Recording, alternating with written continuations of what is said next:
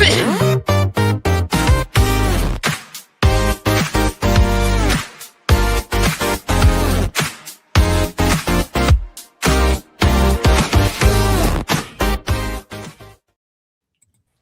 we're live.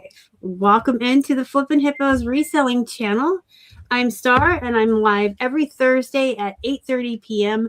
with 3 of my friends. Different friends every week, old and new. And we answer questions from the chat about reselling. Tonight's the night to ask about List Perfectly if you have questions, because everyone in this room. Actually, if I look back, I think every live show, everyone in the room was a List Perfectly user. I'm guilty of finding all my friends in the List Perfectly community, but first we'll go around the room and have everybody introduce themselves to you. And if you have questions while we're introducing ourselves, get them in the chat so we can get them answered. You want me to start? Mm-hmm. I'm Susie Eads. I've been selling on the internet since 1998.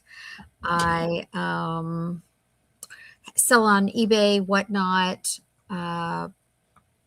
Poshmark, and I have my own Shopify store. And I have a bunch of animals and a bunch of children, and I'm married.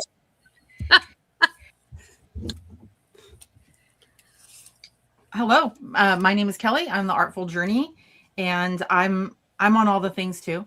I'm on all the different platforms like eBay, Etsy, Mercari, Poshmark. I'm also live on Whatnot, and I've been doing this for about 23 years, and but just kind of ramped up live selling this past year. So I'm always looking to learn as much as I possibly can.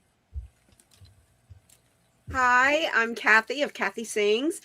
And I've been for 30 years. I was a public school teacher, and I taught theater and music. And then I retired and turned to selling online. Started out doing everything that I could find.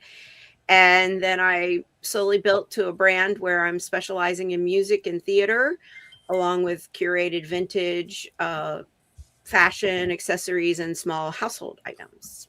I sell on eBay, Poshmark, Etsy, Mercari, Depop, and most recently, Whatnot. I guess I'll introduce myself in case you followed one of these ladies here and you don't know who the heck I am. My name is Star, and I built my reselling business after I hurt myself at work and became disabled, and I had no other choice. And I built it with my partner, but he decided in 24 he didn't like reselling anymore. I think I ran him out with all the clothes. He just didn't like it. So he got an accounting job. He still helps me with shipping, and he's still my pack mule. But for the most part, I did this alone. I sell on 6 platforms, and I'm active in social media on 4, 5 platforms. And I do Whatnot and live sale with 10th and Main as well. So I'm very busy. But I'm glad to be here tonight. And again, if you guys have questions, throw them in the chat. Ask us about reselling, sourcing, shipping, how we do sales, what platforms we sell on, what we like, what we don't like, List Perfectly questions. We're here to answer your questions, even ones like this. Hey, Susie, what's up tonight? Not much. Just, hanging out with my friends. Not much going on except that. I did have a dream that I missed this last night, and I was like really worried, and so I set an alarm. Really? What's going on with me? I'm just getting by every day. I am trying so hard my goal this year was called synergy. I wanted synergy. I wanted all the different things that I'm doing every day to sort of be cohesive. So I feel like every day I am trying to make that happen. I still want to have all my hands in all the pies, but I'm trying to make it all a little bit more cohesive, and I'm working towards that this year. I am about to go on vacation tomorrow for a few days, go away to a cabin with my hubby. We're still in our newlywed phase, so that'll be fun for Valentine's Day. What's up with me? I'm really tired. I'm trying to dredge up the energy for a live show. I've been up since 6 this morning, and I stayed up till midnight talking to some of my friends. I filmed all day. That's a secret some people do know about me. I put out a video every day, but I film them all in one day, and I just change my shirt in between, so it looks like it's a different day. Game show method, right? Well, you guys know I like to do banks with my listings. I like to do banks with my videos. I like banks. I want everything built up. And then I made spaghetti and meatballs, and I had a nice dinner with Keith and watched an episode of Supernatural. Almost fell asleep. And now I'm here. Jenny's here, and she's asking a question that I think is going to be pretty funny. So here's the next question. What does eBay want in place of origin? That's a good question, because that's a new thing that's now affecting shipping. Do you want me to go? Mm-hmm. I mean, it's been hard for me because I'm almost ready to just put a little sign up on my computer that says origin, because I forget to do it. I forget to put it in and you would be surprised. I would have like bet cash money everything was from China, but it's not, now that I really started doing it. And I've been going back and replacing things. When I'm tired, I go back to old listings and put stuff in the country of origin. Mm-hmm. I have not gone back and added any of that.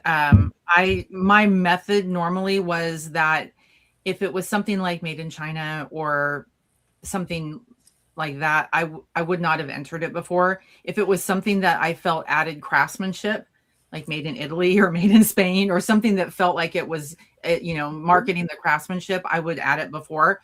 So, yeah, it's going to be interesting because I have yet to have an issue come up in terms of selling something that doesn't have it.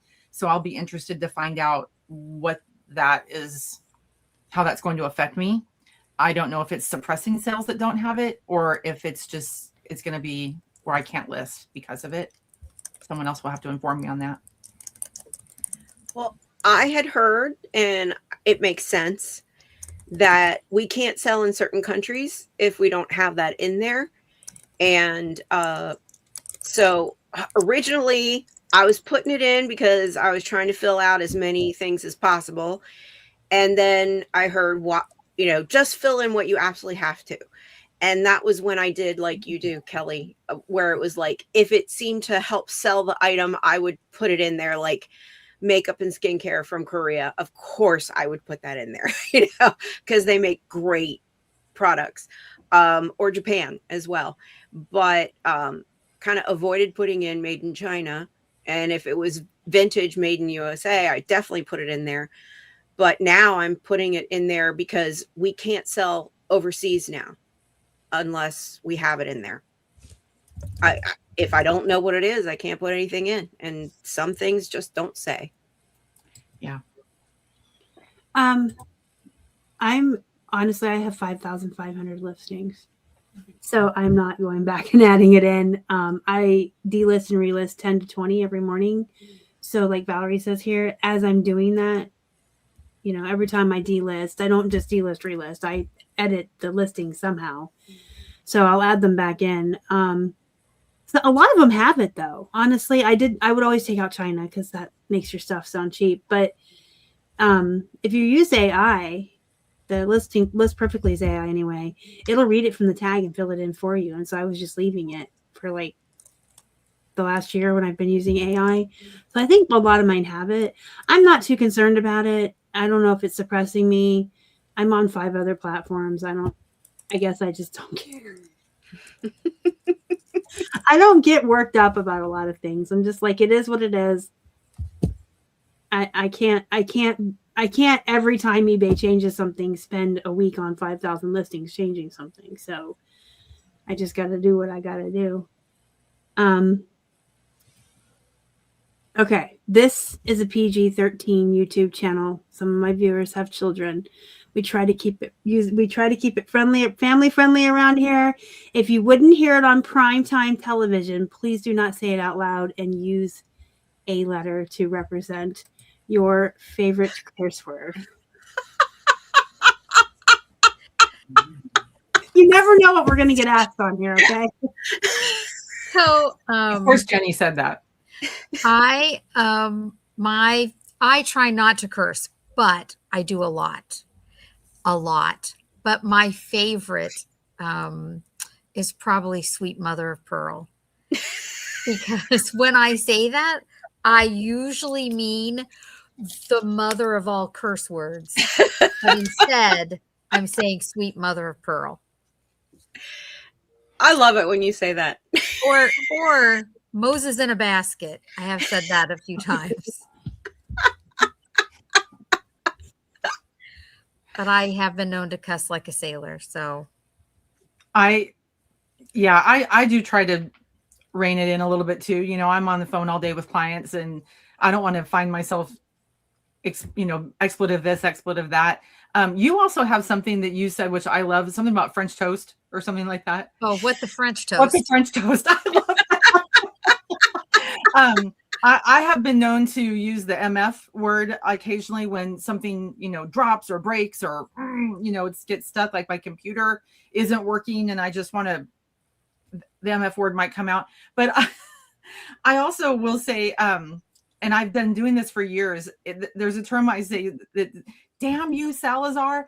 And it comes from the movie Charlie's Angels. There's a scene where Matt LeBlanc he's an actor in the scene and his girlfriend gets shot up and the camera pulls back and he goes, damn you, Salazar. And I just adopted it like 20 years ago and I still say it now whenever something goes wrong. Damn you, Salazar.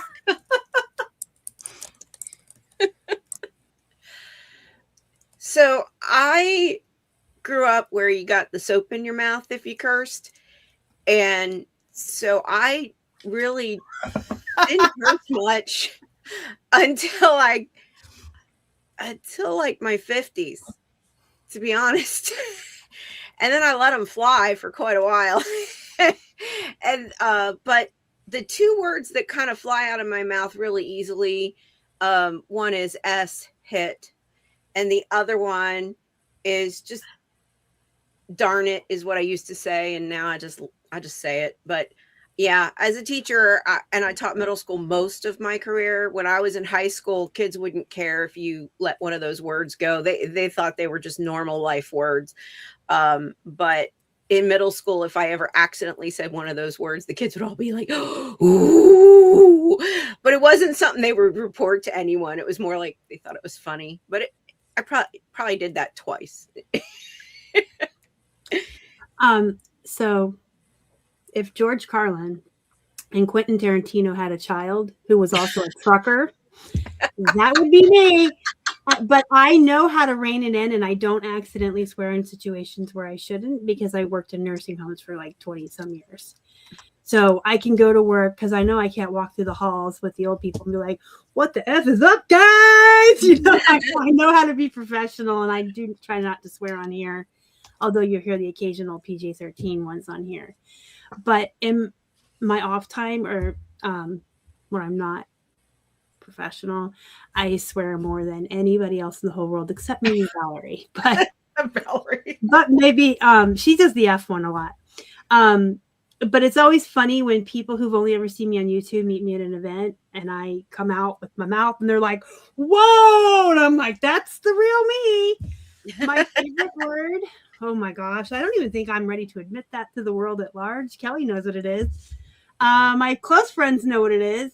It's not a proper swear word. So we'll lie and say it's the F word. It's the C. Okay. It's a bad one. But I do like to swear. I never saw a problem with it. It's words. I don't know who sat down at the beginning of time and made a list of what words are bad and what words are okay. That to me is silly. They're all just words. But we live in society and we must act accordingly in certain situations. So I had a preschool. I know how to rein it in, but now that I'm postmenopausal, work from home. Yes, that's what it is. I work from home. I have, in the last 9 years that I've worked from home, I have come to hate all of humanity. And I'm perimenopausal, and I just don't care anymore. Like, No one's going to fire me if I swear anymore, right? Yep. Yeah, Valerie might give me a run for my money sometimes. And if anyone knows Samantha from Consignment Chats, she can give me a run for my money too. Her and Valerie and I need to be in a Quentin Tarantino film. Even at 8:50 in the morning, she'll let them rip. Wake me up. So Valerie wants to know the strangest or most frustrating buyer request you have ever received.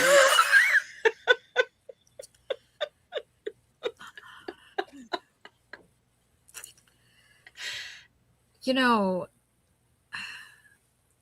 No one's going to top Susie. I can tell you right now. So I think that mine was actually, it worked out for me. This was before there was PayPal. And I had somebody, it was close to Christmas, and he said, I really want to buy this for my wife, but it won't get here in time. Can you mail it out and I'll send you a check? And so in the spirit of Christmas, I did. And he sent me his check. But that's really a positive one. I guess, you know what? I have a really frustrating one. I have a Whatnot, and I was selling swimsuits on my Whatnot. And like I hold it up, I go, oh, that's got a little mark on it. So I throw in another one. So you're getting more than one. And I had a buyer, or I said, the other thing I said was, this doesn't have a size tag on it. And this doesn't have a size tag, blah, blah, blah. So anyway, she got her items and said, these don't have size tags. I know you said they had a size tag. It didn't have a size tag, but I'd like for you to send me 25 more swimsuits so that that have size tags. And that's when I would drop the F word. And I was like, what? You heard me say it, but now you want me to give you. So it was kind I'm going to supplement her because I've been on these sales. This was a $10 purchase. Yes. Right. So it's not like, these are designer $100 swimsuits, which 10 still for wouldn't 10. have worked. But she was giving the deal of the century on these swimsuits. Anyway, so I thought that was free ones. Gave her free ones on top of it. Right. So I'll go, I'll just throw one in, blah, blah, blah. I mean, because I don't want them to be unhappy, and I might miss something. But anyway, that was kind of weird, and it just happened the other day. I don't think I can't recall anything that was extremely outrageous, but in the years of doing this, I just keep wanting to like conk my head when I get questions from people that seem like so strange. And one of them that I'm recalling is I was selling a girl's skirt, and it was it was the only fitting on the skirt. It was like a tulle skirt. The only fitting on it was the waistband, which I take measurements. And the question came in, will this fit my 12-year-old? Yes. That's all the context I got.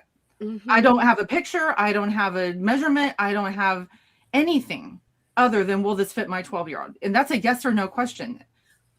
I mean, who asked that? So I had to politely say, I'm sorry, I don't know what your child's measurements are, but I do have the measurements in the description. Here you go. And it's an unfitted tulle skirt. So as long as it fits her, but those kinds of questions to me are very out there, because I just want to go, what, Yeah. I find those to be very odd. I just want to ask them back. Like, I don't know, will it fit your 12-year-old?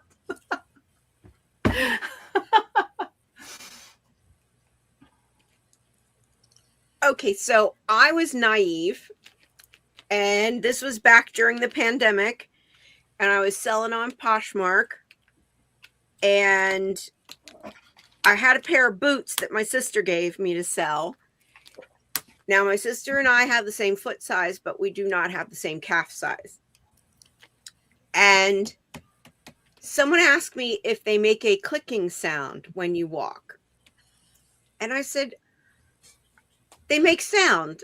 And they're like, but is it a clicking sound? And I'm like, they make sound. And they said, can you make a video? And I said, they don't fit me. And they said, that's okay. I just want to see if they make a clicking sound in the video. So idiot me, who didn't realize this is like somebody's fetish request, made a video of me walking in these boots that I could not zip up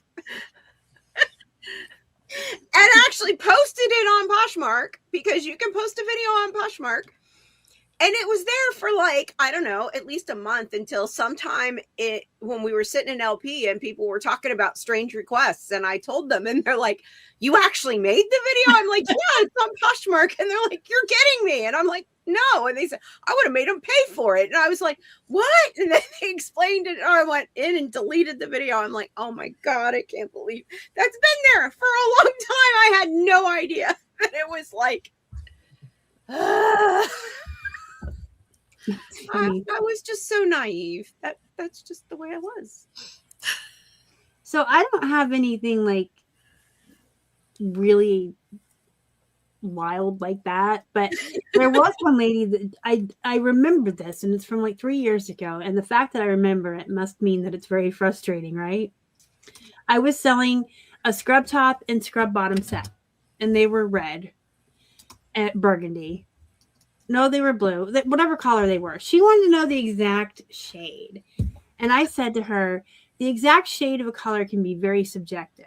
Objectively, it's blue, but subjectively, I don't know the exact shade. Well, I'm going to school and I'm going to start my internship, and I have to have, I think it was robin's egg blue to fit the uniform for the hospital I'm an intern at. And I said, well, I don't know if these are robin's eggs blue, and I'm not going to say that they are. They're blue. And it went back and forth. And finally I said, perhaps you should be shopping in a store. Perhaps you need to be shopping in a store, because I can't, you're never going to get me to guarantee a shade. That's just too subjective. And what if I was colorblind? I could get an INAD. I don't know. But she very specifically, and I'm like thinking, if I needed something that specific, I would go to a store and look for Anua tags that has, because the companies can tell you it's robin's egg blue or vampire red or whatever they want to do. Yeah. But I'm not going to, and it was obnoxious. It was a Saturday. I was trying to read my book. Shut up.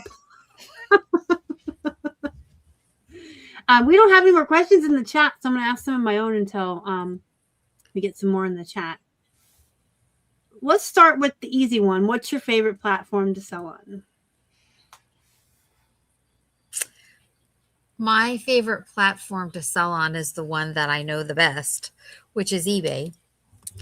And I've just done it so long, it's sort of second nature, I guess. My favorite platform to sell on is actually YouTube. I like selling directly on video via YouTube. So I haven't had as much experience at that, and I don't do it as often. I would say eBay, since I've been on eBay the longest, I think I know it the best, and it's easiest for me to manage. But my favorite platform to sell is YouTube.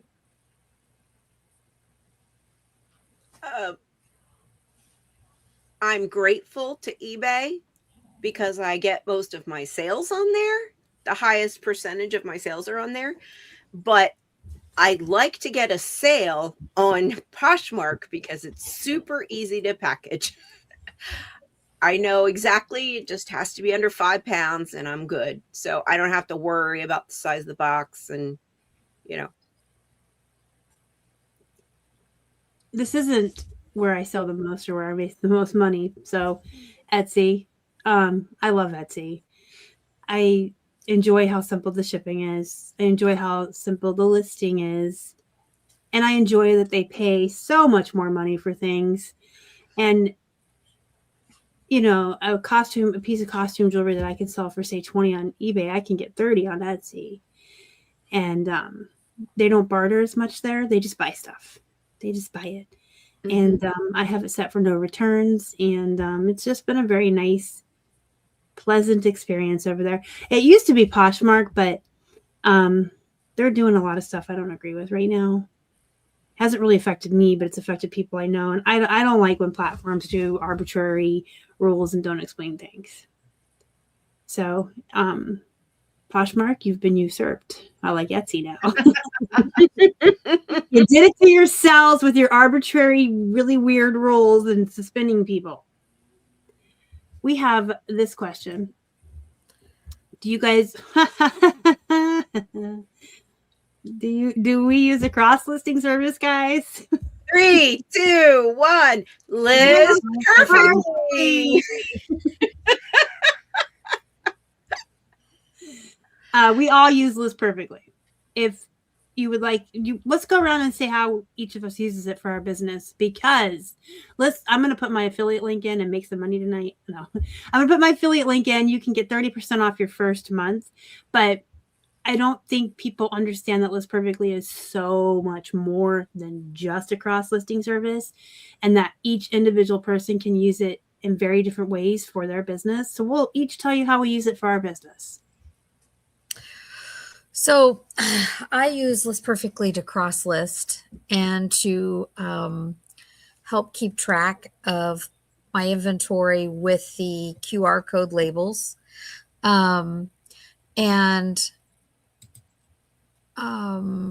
I also use List Perfectly for the listing party. I really enjoy that.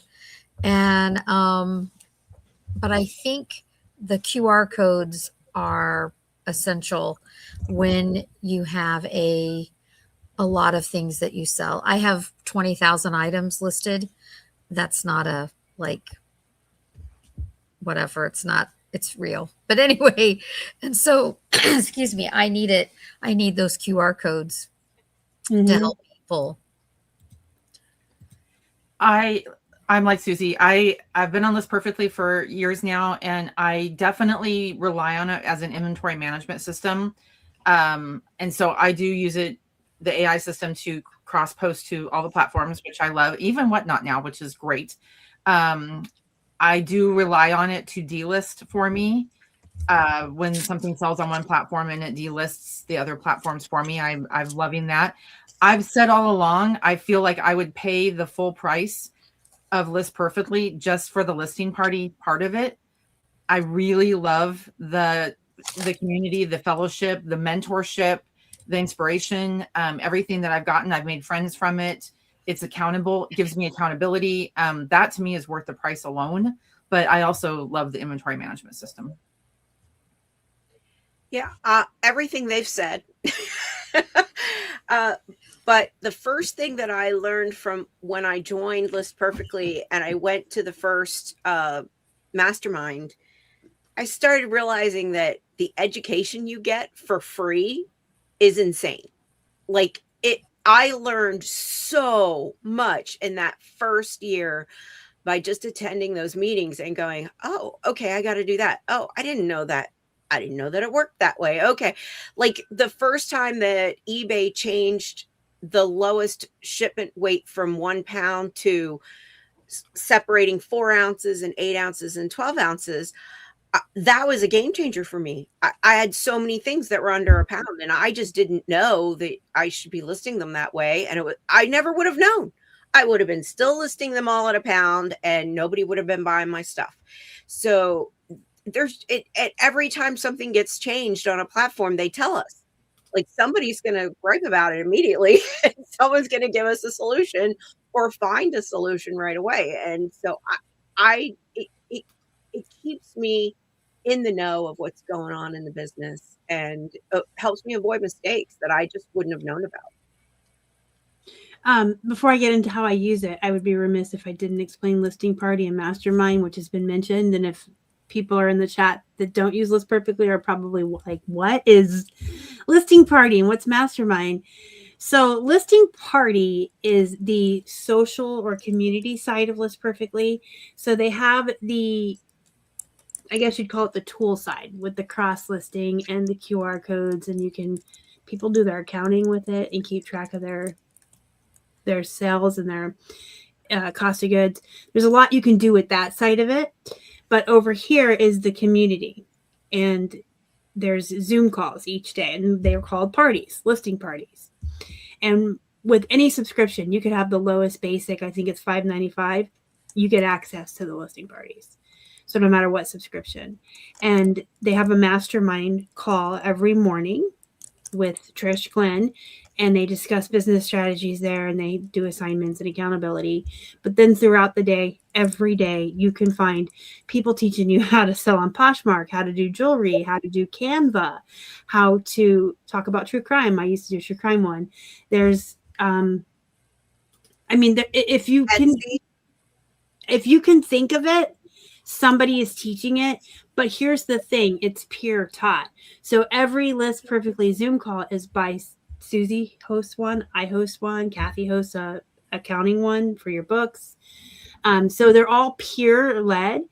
I call it the Reseller University is what I call it colloquially, because it is just peers teaching peers. It's really amazing. And the tech support for List Perfectly is on there every day. So it's the only company I know of that you can get an immediate answer in real time, sharing your screen from the tech support when you're having issues. All of the other cross-listing platforms don't have that. So I think listing parties is probably the most valuable thing that List Perfectly offers, aside from the business tools. And I've always called it Reseller University. So now that I've already talked for 10 minutes, let's talk about how I use it for my business. A to Z. I take my pictures in List Perfectly and then run everything through their AI lister. And then when I come over to the computer, I double check that it's right and add my prices, remove my backgrounds. This is all using List Perfectly. And then I use that to push it out and list it and cross-post it on my platforms. And then when items sell, they delist from the platforms using List Perfectly. I do my delisting and relisting from the catalog. It's my inventory management. It keeps track of my sales. What am I missing? I'm missing something, because every step of my business from start to finish, even when I'm at the store, I can take pictures of something and run it through AI. I use it for everything.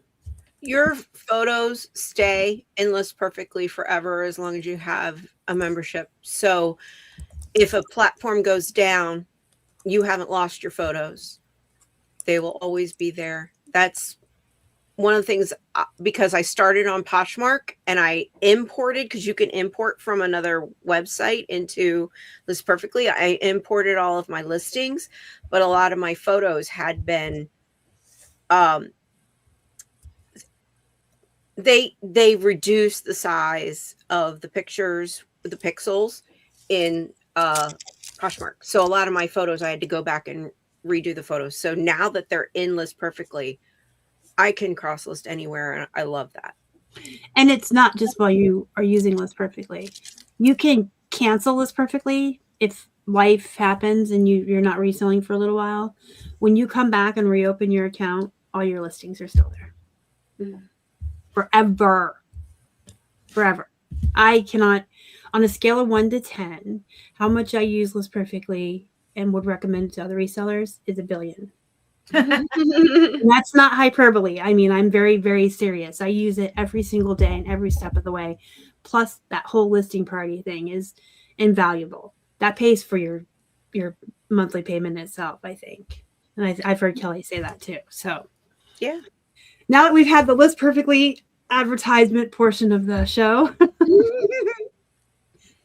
I think that says something about List Perfectly, though. Like, almost every live show I have with other people that use List Perfectly, we end up in this 15-minute side thing of how much we all love it and how much we all use it and how much we all appreciate it.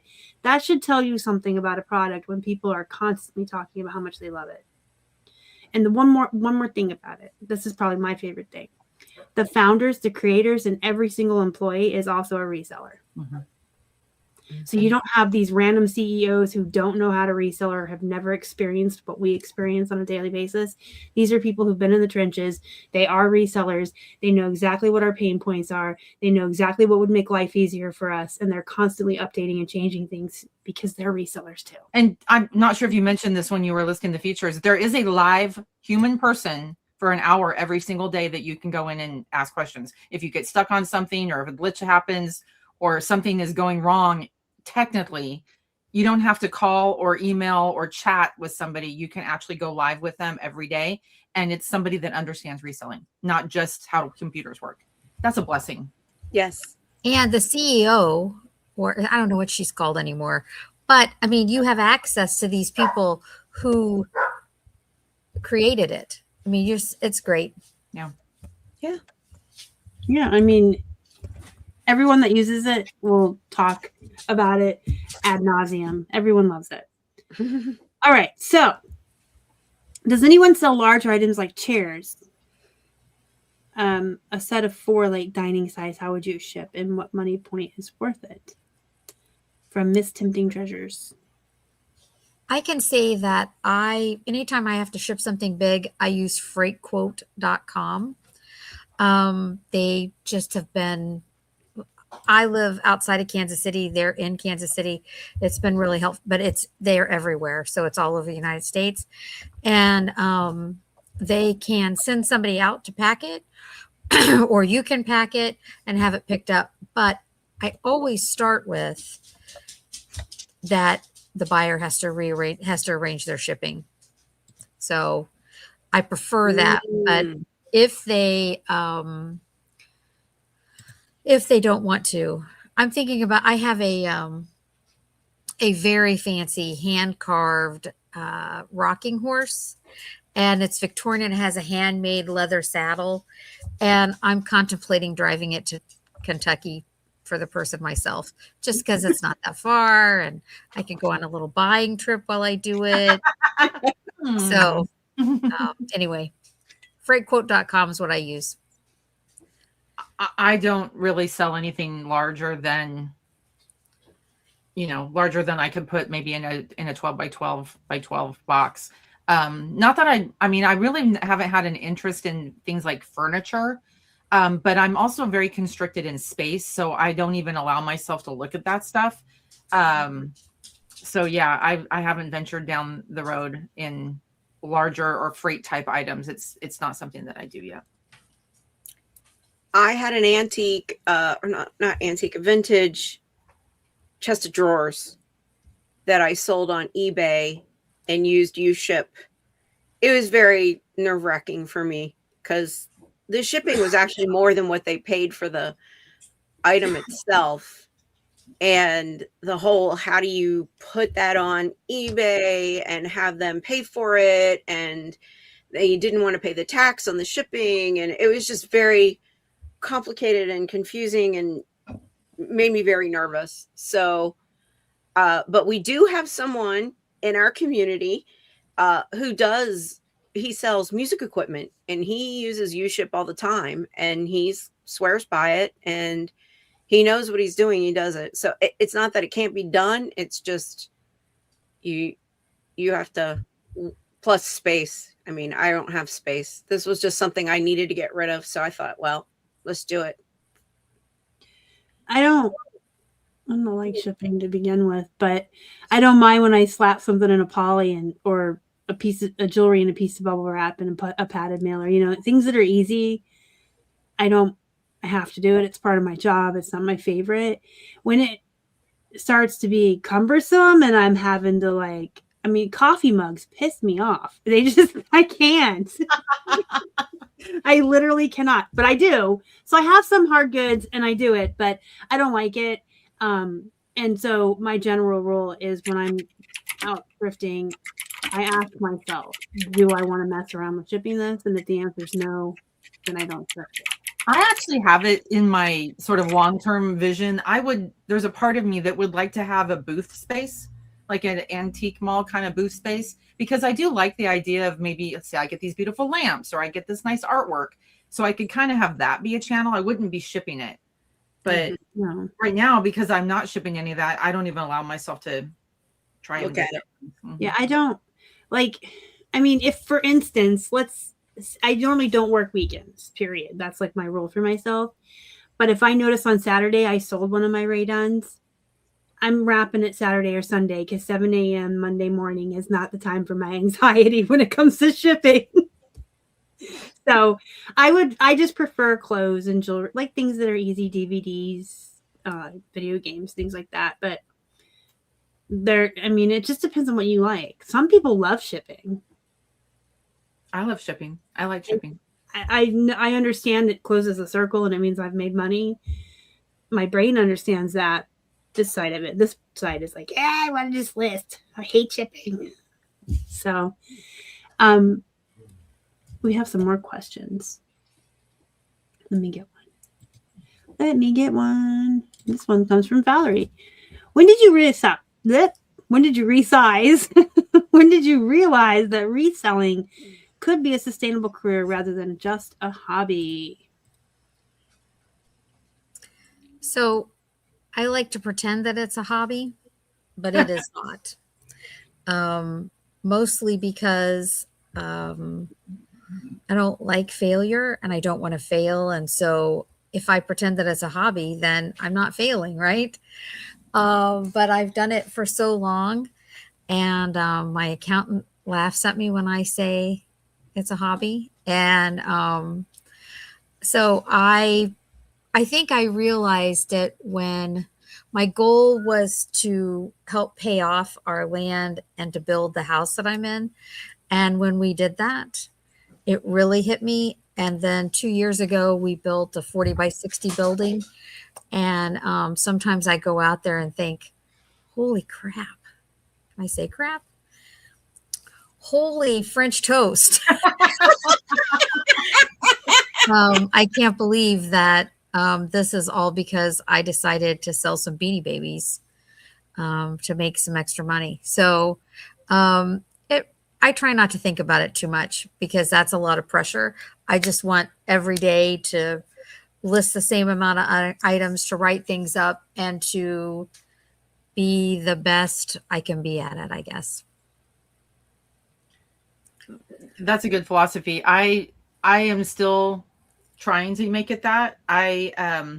My perspective has always been that I've gotten out of this what I put into it. I can feel the roller coaster when it's, when my time is spread to do other things and my rewards, or not my rewards, but my revenue comes down.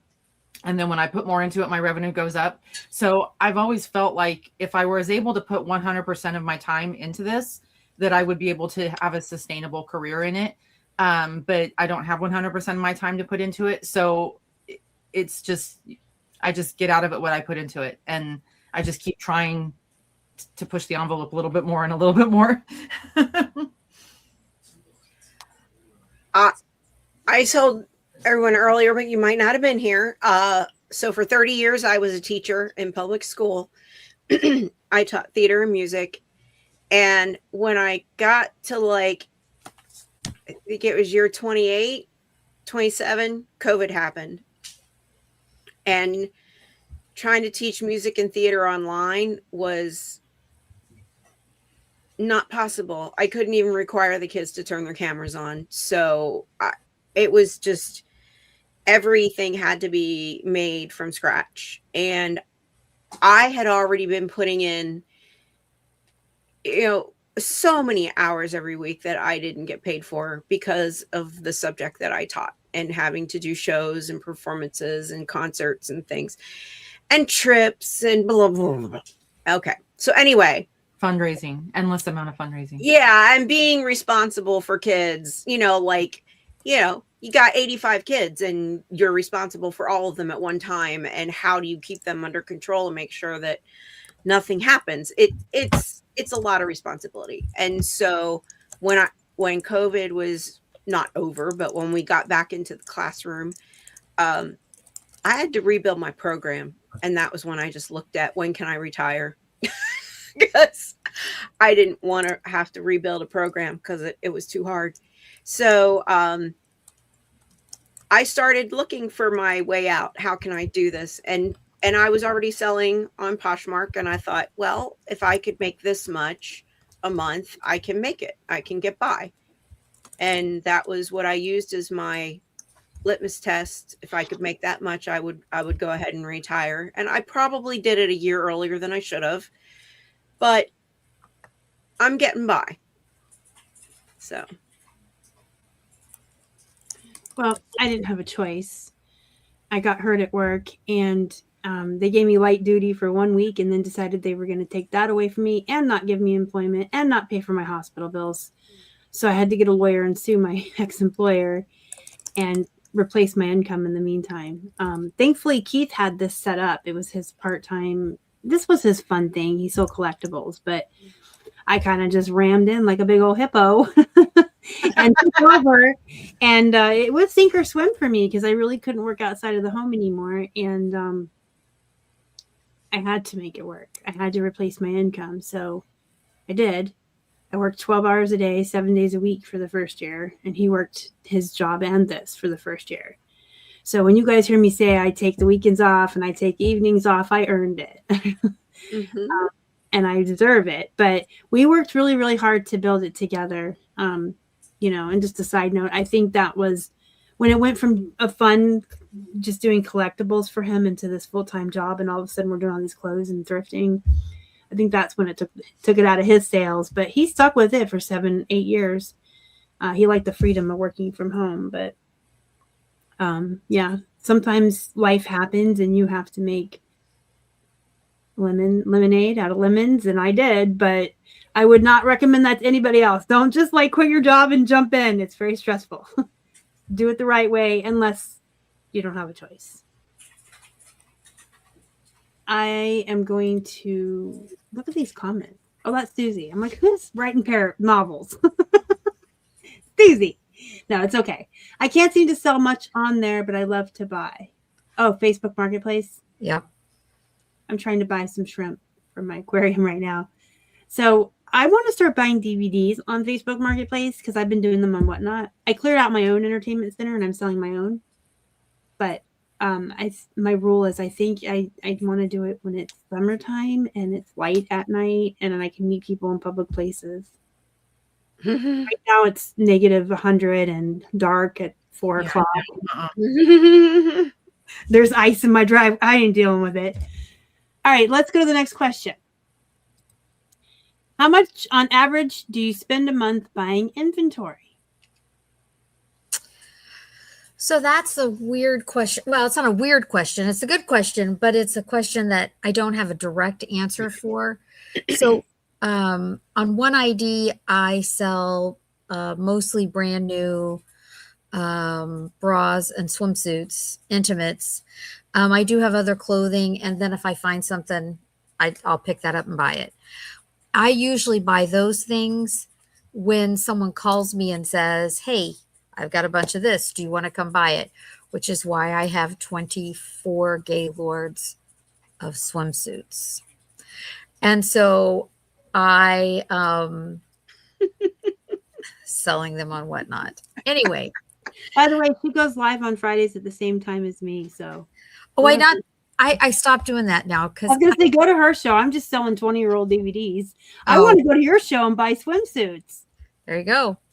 But I go when there's a sale. So there's a big sale. There'll be sales everywhere on President's Day. And so I will hit a variety of stores on President's Day because of the sales. Like they have special sales. Plus, if I use this credit card, I get an additional discount, stuff like that. So I go when the weird Monday sales are. So, and New Year's Day and the day after Christmas, stuff like that. So I do a lot of retail arbitrage. Plus I make connections that say, hey, do you want to buy a couple of giant boxes of or truckloads? Stuff? Yes. I wish I could have truckloads of things. I'm so space constrained right now. And I'm also over inventoried right now for, again, it goes back to putting how much time I can put in, kind of bottlenecks the amount of inventory that I have. And I have to pull back on my sourcing. There are a few opportunities, I guess, that I don't miss. I have a couple of online auctioneers that are local to me that when they have a sale, I will buy from them. A couple of charity shops that I will continue to buy from that have really, really good deals. And I don't miss those, even though I don't necessarily need product right now.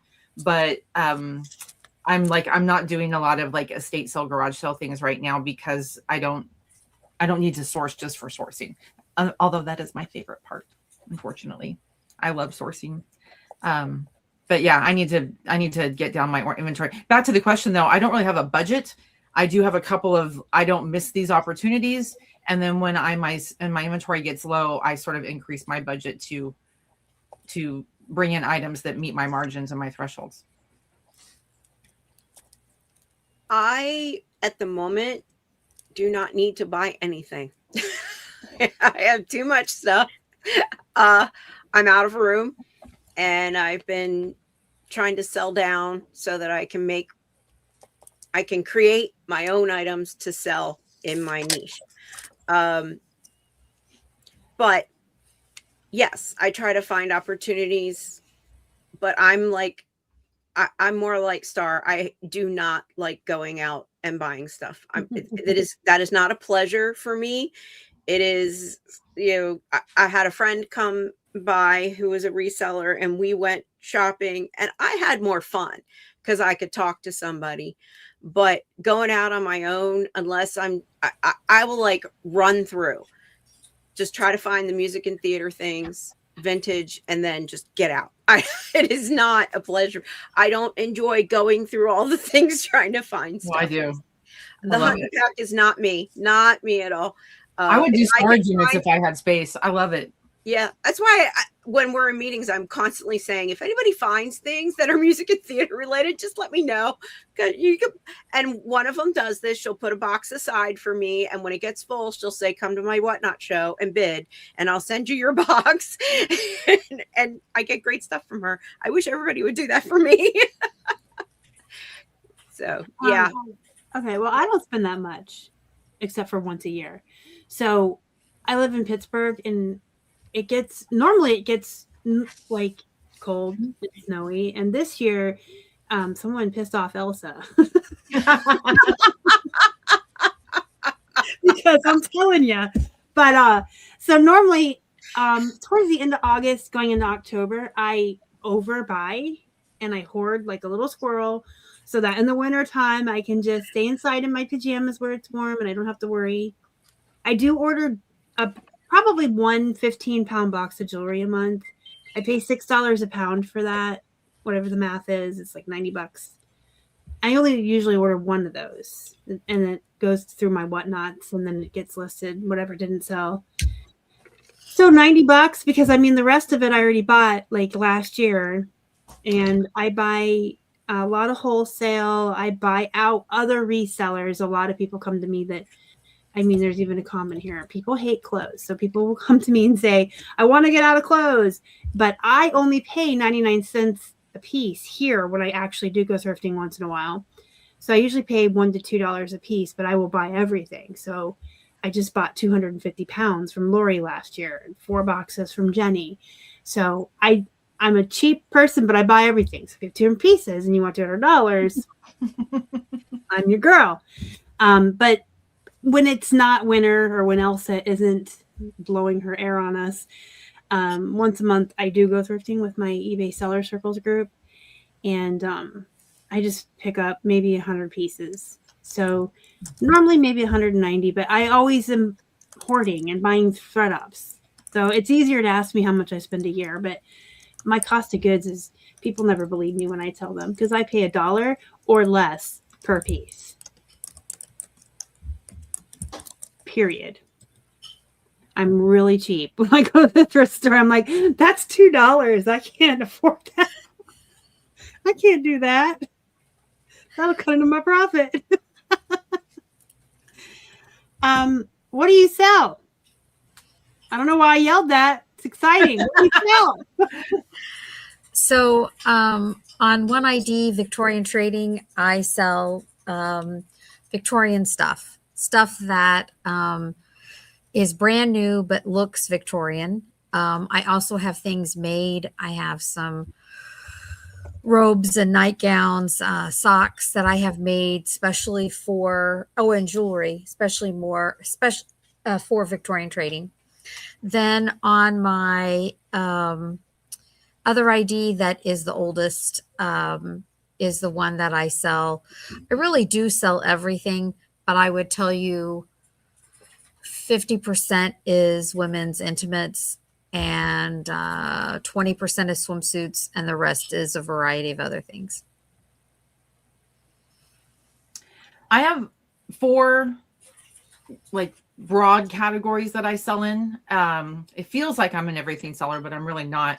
I've been selling since the beginning in collectibles and collections and arts and crafts, scrapbooking, mixed media, stamping, junk journaling, things like that. Those are the 2 main categories I've started in and I continue to sell in and are my favorite.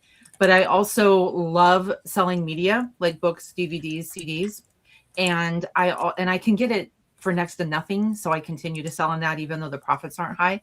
And then I also sell a little bit in clothes and shoes and accessories. But that's probably the least amount of inventory that I have is in that. So that's a lot of product. But it's only really in 4 main categories. I sell women's clothes, accessories, jewelry, shoes, purses, men's clothing, some accessories and stuff. Very little kids. I need to get out of that because it just isn't my thing. And household items that are under 5 pounds and smaller. But I'm moving toward making sure that all of those things are now within my category, and I'm at about 15% of my store is in my focus. So jeans, plush. Although I'm getting out of plush. So I still have 2,000 of them, guys. I still have 2,000 of them. They're listed on Whatnot at like half off. And I do Whatnot shows for like $2 starts. I'm just trying to clear a wall in my garage. But anyway, jeans, plushies, women's plus size tops, men's shirts, and jewelry. Jewelry is my new favorite thing lately. And then I've got DVDs, video games, remote controls, comic books. These are like remnants of when Keith was working with me. Those were all the things that he liked to sell. And I still have a bunch of his stuff too. Once those are gone, I think they're just going to be gone. I think I really want to focus on women's plus size clothing and jewelry moving forward, and jeans. I still really love jeans. And plushies are so cute, but they take up so much room, and the getting them, sourcing them has become so hard because American Thrift Supply and the other places I used to source from don't sell them anymore. And Goodwill starts them at like $8.99. And my Goodwill used to have a buggy. I'm sorry, a cart, whatever y'all call it. Pennsylvania thing. We call it a buggy. We call it a buggy. Nobody else knows what we're talking about. A cart. But our Goodwill used to have these buggies up front with all these plush in it that were 25 cents this cart and 50 cents a piece this cart. Mm-hmm. And I used to go to yard sales and just walk up to people and say, I want all your plush, and I'll give you 50 cents a piece. I don't find them like that anymore. So they're getting harder to source. They're getting more expensive to source, and they take up a lot of room. So if anybody wants a buggy full of plush, let me know. Yeah, people, I think I got that. I actually think, because I'm not originally from Pennsylvania, y'all. I am from Arizona, but raised by a very Southern grandmother. And that's why I say y'all. And I think I got buggy from her. Sometimes you'll hear me say britches. Or trolley. The word trolley gets used a lot here. All right. What? Oh, we already answered what we sell. So I kind of just saw this comment and I just wanted, I don't know. I wanted to say something. I think you're limiting yourself if you're saying nothing over a pound, because even a pair of jeans is over a pound. Right? And books, man. Books can be heavy.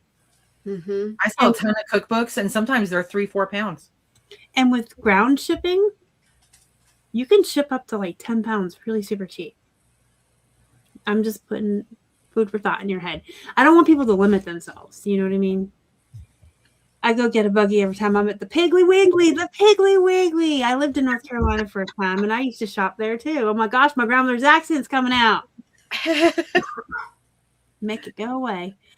What is the biggest mistake you think new resellers make? Well, I wrote it down because I saw that question. I think they price things too low. They buy too much at first. And they don't realize how much inventory control is, how important it is, and how important shipping on time is. So I think inventory control and shipping on time is probably number 1 and 2 there. I would definitely agree. I know that for me, learning the shipping back end part of it is something that I had to sort of learn in steps for as many years as I did this. When I first started, for years, I was selling arts and crafts. I was selling scrapbooking supplies like stickers and really lightweight envelope type things. And so once I really got into selling a lot of the products that I sell now, I had to learn, how to do shipping policies, what it meant. I can't tell you how many years I went without a thermal printer, because I don't know why, for some reason, I thought that was next level and it wasn't something that I was ready for. And I would tell everybody, the first minute you get $100 in your pocket, buy a thermal printer. For years, I went to the post office and paid post office rates because I didn't realize that I could get 30% off. I mean, those are newbie mistakes. And it took me, several years of doing this before I was like, why didn't I do that day one?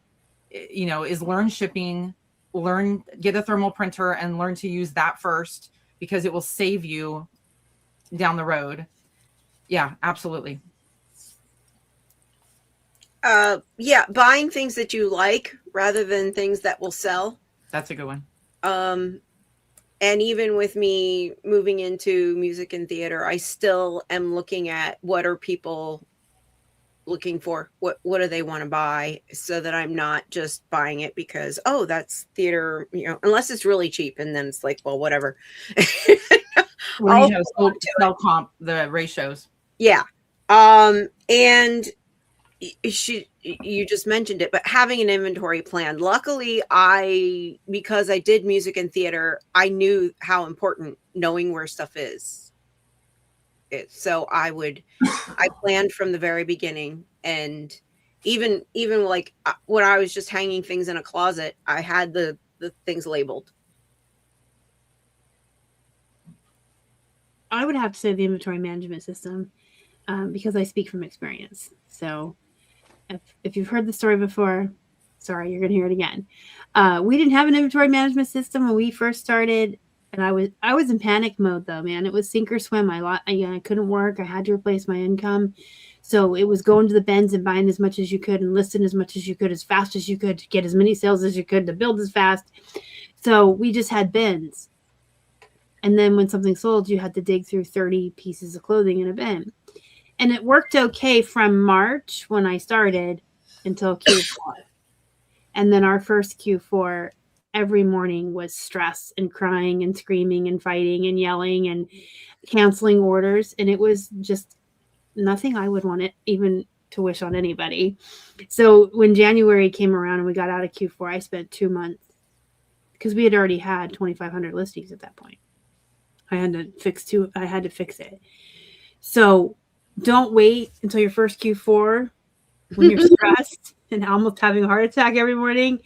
And don't wait until you have 2,500 listings. With your very first listing, label a bin, put the thing in a bag, and put a label on it. And have a good system. It will save you so much. And then our second Q4 was like, we had a list, and this sold, and you're just plucking them out. Like, oh, this is so not stressful. I could sell 100 things and I would be okay. And then the thing I'd like to add is, we all know Trish, our friend Trish, always likes to say, your inventory should be set up in such a way that if something were to happen to you tomorrow and you needed help, somebody else could come in your house and take over without any explanation, and just be able to do your shipping for you. So your business could continue while you were dealing with life. That's some very good advice. Thank you, And Trish. life will happen. And you know that the QR code labels that you can print out from List Perfectly will help you with your inventory. Also, you can scan it, take it out, do all kinds of stuff. Mm-hmm. So So yeah. We don't have any more in the chat. We've been on for just over an hour. So I'm going to ask one more question and then we'll do the wrap up round. What advice would you give to resellers about starting to add or start cross posting and adding more platforms to their repertoire? I don't know if it's good advice. My husband does most of my cross posting. And before that, my kid did it. One of my kids, my youngest child, did it. And I think I don't cross post everything. I cross post almost everything, but I have found some channels are not suited for the same thing that I cross post. So I don't list those there because I get just ridiculous offers on them. So I think just to know your platform and to know the rules of it is always helpful. It took me the longest time to get into the groove of Poshmark, not because the shipping's hard, not because the listing or cross posting on there is hard, but I didn't understand the people I was selling to. And I didn't understand what they wanted. And I've been to 5 Posh Fests, and they have drastically changed from the first one I went to this last one I was just at. The kind of people that were there, all of that. And so I think just to know who you're selling to and what your ideal buyer is. And I know Consignment Chats does a great job of figuring out who your buyer is, kind of a thing. I would agree with everything she just said. So I will add something different and say, if you're going to start cross posting to multiple platforms, make sure you have processes in place to manage delisting them, so that when something sells off of one platform, that you can be sure it has been removed off of all of them. We'll go back to our sourcing or our software that we use. List Perfectly has that for you, but you do need to manage it and make sure that, like, I have not a lot, but I have multiple items that have multiple quantities. So, you just want to make sure that if you sell one and you have 5 left, that your platforms do, show things properly, and that you're managing the delisting of it all, because it's really easy to set it and forget it. And you don't want to do that. If you're cross posting, you want to get yourself in trouble. I started on Poshmark. I came to List Perfectly so that I could cross post, but I think I did give myself time on one platform. Like, as I added one platform and got used to that platform. Then I added another one and got used to that platform. Then I added another one. I think they say do whatever you're going to do for at least 3 months before you drop it. So you can give yourself time to learn it. I don't know that I'm going to give Whatnot 3 months because of the mental stress it's given me to prep for those shows. Baby, it's hard. It is hard. And their buyers are not what I'm looking for. That's my problem. Yeah. So that it, like they say, you got to know your buyer and know what you're selling. And I mean, I like Depop. I know a lot of people don't like Depop, but I like Depop's buyers. When they like something that I have, boy, everybody likes it. They don't necessarily buy it right away, but yeah, I don't know. You got to know your buyers. And give it time before you like, don't put 3 new platforms up at once. It's going to drive you crazy. You won't be able to master what you're doing with it. So that's always my advice: is learn what you're doing. Become a master at eBay before you add Poshmark. Don't just add everything all at once, or you will overwhelm yourself and make tons of mistakes. Then you're going to get all your accounts suspended and be back to one anyway. So just be wary that you need to be knowledgeable and have a really good hold on what you're already doing before you add more to your plate. And that's not just for cross listing. That's for anything. If you want to start adding live shows, make sure that you've got how you're listing your static listings under control in that routine. And then you can add slowly, add to your routine and add to your schedule one thing at a time. When I started on Whatnot, I added one show a week. And when that was comfortable, I added the second one. And when that was comfortable, I added the third. And so it's not just learning them, it's becoming comfortable. You have to learn, you have to become a master at time management. And that said, I have a video coming out next week on time blocking and why it's important. And it all feeds into it, because you can't sell on 6 platforms and do 3 Whatnots a week plus 10th in Maine unless you have very good time management, which I've been told I am the queen of time management by many people. I'm very good at scheduling and managing my time. So that's my advice. I think just add things slowly, but manage from the beginning. This is advice for new resellers, right? From the beginning, create a schedule, manage your time. You're not just fiddle farting around and watching Oprah all day. You're working. Create that schedule, but don't work too much, because then you're going to be miserable and burn out. And that's my favorite thing to talk about is work-life balance, right? But we won't hear. So holy smokes, time management, it's the cornerstone of being successful in your business, having mental health, and being a person. It really is. So let's have everybody tell us one last piece of advice and where we can find you.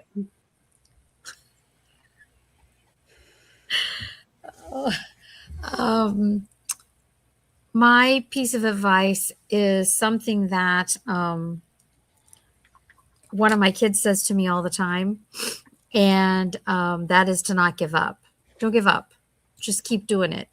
And if it's not what you think today, take a nap, go watch TV, go needlepoint, go do something, and you'll come back and do it. And because I did not think that I would be here, 27 years later, doing this. It enabled me to stay home with my kids. I had 7 kids, homeschooled them, and it taught my children to be entrepreneurs. So don't give up. And where can you find me? In bed, asleep. I am on eBay, Big Daddy's Money. I'm on Whatnot, on Big Daddy's Money. I don't do a lot of social stuff, like for my business. I am on Facebook. You can friend me there. I sometimes say weird things there, but other than that, is that what you meant by saying where you can find me? I put your Whatnot link in the chat. Okay. Well, if you want to see somebody, I could do this all day. I could talk to people who are talking to me, but to be on Whatnot and to have that nobody, I can't, first of all, the phone's so far away from me, I can't see anything anybody is saying. And there's no conversation. And I can talk to Zach, I could talk to Rachel, but I'm like, I don't think these people want to listen to me talk to them. I think they want to see the stuff and move it. So I try to move pretty quick, and my personality doesn't come through at all unless I occasionally say something weird about an outfit. But yeah, so come see me on my Whatnot show. Tell me you saw me here, and I'll be ecstatic. I guess from my piece of advice, I would say to tell myself this too. You got to give yourself grace sometimes. You know, when you're plugging away and you got the goals and you're trying to crush the goals and you're trying to do all the things, you know, there's so much going on that it's okay to give yourself grace. Like Susie said, take a breath, take a nap, do what you need to do. It doesn't mean you're done. It doesn't mean you're not achieving what you need to achieve, but give yourself grace to, you know, start again tomorrow. And we all need to do that. This world is really hard right now. And sometimes we just need to watch cartoons, and that's okay. I take that my device myself sometimes. As far as where you can find me, I believe our host, thank you so much for putting my link tree in the chat. And I also see that you put our 10th and Main link tree our 10th and Main in the chat, because you're going to find me with her tomorrow night on YouTube and also on Whatnot. Raid train on Whatnot with all of our friends. So we're going to be doing our individual Whatnots and doing raid trains together, and we'll be simulcasting. Is that the right word? Streaming on YouTube as well. So we're on YouTube every Friday night selling, which I love to do with each other as friends. And then I'm on Whatnot. I'm also on all the platforms. So my link tree is there. Please reach out to me on Instagram. If you see anything or have any questions, by all means, reach out to me. I appreciate it. Thanks, Sar. Luckily, on all of the selling platforms, my name is Kathy Singz with a Z instead of an S at the end. And I also have a website where you can then locate my YouTube and my Instagram and my Pinterest. That's the other word. Yeah. So, but I don't post often on those. I got to get more consistent at the socials. But right now I was trying to tackle Whatnot. I should have tackled socials instead, I think. But did you get Whatnot is hard. It's hard. I have the personality for that because I was in acting and singing before I went into teaching, and even while I just it's hard to do it by yourself. It's like the one-man band. Yeah. You know, you I've got stuff over here and stuff over here and stuff back here, and that it's a lot of coordination. It is. Yep. And the prepping was the hardest part for me because everything I was trying to sell is already in inventory. So I have to pull it out of inventory, prep it for the show. And then when it show's over, I got to put it back into inventory. So that, most people that sell on Whatnot, they source for Whatnot. So they never put it into inventory. But yeah. Did you give a piece of advice? A piece of advice. They say do what you love and you're not working. And I do believe that. I also, because, I am not as young as I used to be. And they say as you get older that your brain has to keep activating and learning new things. And so this has been my way of learning new things. I went into a totally different industry and just took my strengths into that industry. And so I'd say whatever you're doing, what are your strengths? Take those strengths and make them what you're doing and make that your business. Because if you just go in for the money, it's never going to be a good thing. And this one is not going in for the money, by the way. You really got to put a lot of time in and investment to get to that money part. Mm-hmm, for sure. Mm-hmm. I did put Kathy's Instagram in there. So guys, go follow her so we can give her a start on her socials. Give her a start. Cool stuff in there. I really do. I just don't post consistently. So before I get into my piece of advice, I want to give some general advice about Whatnot, having listened to what Kathy said. I did Whatnot 3 years ago, 4 years ago now. Is it 26 or 25? I don't know. I did it before and I quit for that very reason. Keith and I lasted 1 month and it was beyond stressful. And back then you had to have the actual listings. You couldn't do what people do now, like Susie pulling it out of a box or whatever. And you pulled it all. You had to put the listings in and then you had to put it away. And it was just too much manpower and too much time for very little money. In the same amount of time, we could have listed 50 things on eBay. And I did the math with Kelly the other day. And the amount of time that we were taking for Whatnot shows, what we could have listed versus profit over a year would have been $60,000 profit. So I said, and quit. But then I heard a rumor last year that you could just show up, plop a box of jewelry down, cut it open, and start pulling stuff out and having something that just says jewelry 1 to 4 ounces, $3 start, and just keep running it. And I'm like, that was the turnaround for me too, is not having to enter into inventory everything I was selling. Right. Yeah, I can just show up with a bag of DVDs and just pull them out. And the fact that you can create one listing that says DVD 4 ounces and make 100 quantity, and you can just keep running it. Yeah, it's huge. It's huge. Now you have to keep track of who's buying what. That's where you can run into problems. You want to make a stack over here with the postie that says Kelly in a stack, or a box. Susie does boxes, but there's also receipts. You can go back and watch those work too. You can go back and watch your sold receipts and see the moment you sold something and who it was to. But that was the turnaround for me. So I think it's easy now, but what Kathy's experiencing now is what I experienced several years ago, and it's why I quit. But now I literally, I pop my phone in this tripod. I pop a box here and I just pull stuff. And last night, Susie, you talk about not having your personality. Last night I was telling people about the book I'm reading. I'm like, so then Will Trent did this and he did that. So my advice, surprise, this week is not going to be about work-life balance. Because I say that every week. It should be hammered in your head by now, and if it's not, enjoy your burnout. I want to talk about doing things. Listen, if I talk to you till I'm blue in the face and you still haven't taken my advice, please enjoy your burnout. I hope you enjoy your depression too. Have fun. I want to talk about doing things that bring you joy.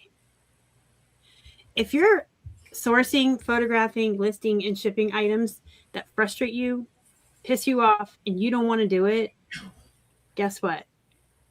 Don't do it. Find something that brings you joy. Find something that you get excited about sourcing and photographing, that you get excited about talking about and listing. And we do this because we want to be our own bosses and have a life where we're in control. We no longer have someone else telling us what we have to do. So why are you doing things that aren't making you happy? Do things that make you happy and take breaks. Oops, I snuck a little bit of work-life balance in there. Do things that bring you joy and take lots of breaks. Where you can find me, I'm actually just going to put my Facebook group in here. And I put a graphic in my Facebook group yesterday with all my whatnot shows and my 10th and Main shows. So that's how you can find me. But I'm on all the things, the TikToks, the Instagram, Facebook, and YouTube. I'm Flippin' Hippos everywhere. So just look for the Flippin' Hippos and you will find me. Going to work-life balance after this and watch this. Yay! I'm going to go have a snack and read my Will Trent book. Doing what we love. I'm about to bust into a stack of board games tonight. Ooh. Awesome. So thank you to my panel of lovely guests for coming on. I appreciate you guys so much for being here tonight. Thank you. Yay. For those of you watching Thank or you for watching the inviting replay. Huh? Thank you for inviting me. Oh, yeah, absolutely. Anytime. Thank you for coming. For those of you watching now, thank you for spending an hour and a half with us goofballs. If you're watching the replay, I hope you liked it just as much as the live show. This was a lot of fun. I like these shows where it's like kind of more relaxed and everything goes. Valerie's going to be doing her mileage for taxes. That does not bring you joy, but you can go to jail. Which will not bring you joy. Yeah. I think being at home is more joyful than being in jail. So sometimes we have to do taxes, right? Yeah. Oh my gosh. Do you really want me to get started on this? I'll do it in under 10 seconds. Yes, Will Trent, like on the show. Karen Slaughter writes the Will Trent series. She's also my favorite author. I also met her last year when she came to Pittsburgh. She wrote my favorite book. It's back there. It's signed. And she's my favorite author, and I read all of her thrillers. All right. Thank you, everybody, again. Have a really good night. Have a great weekend. And happy Friday the 13th. And hopefully you'll join us at 10th and Main tomorrow night. Bye. Happy Valentine's. Oh, happy Valentine's Day. Oh, yeah. Happy Friday the 13th and Valentine's Day. Bye. Bye.